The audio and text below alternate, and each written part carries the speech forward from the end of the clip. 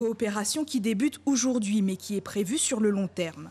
Le délégué du ministre de la Santé du Suriname rencontre les équipes mobiles de vaccination du CHOG.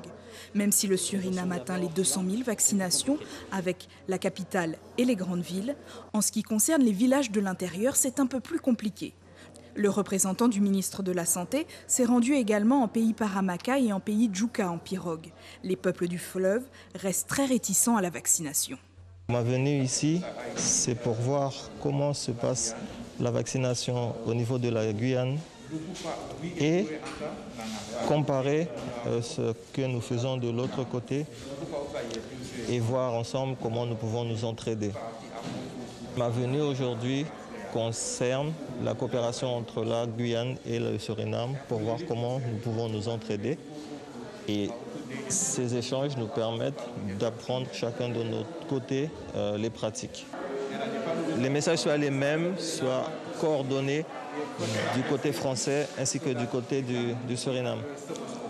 Ainsi, la population aura le même message.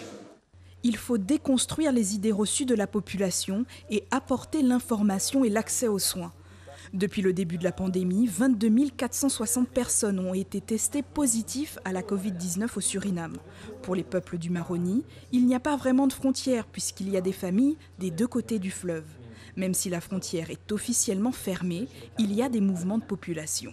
Cette coopération, c'est la base d'un travail transfrontalier entre le Suriname et la France.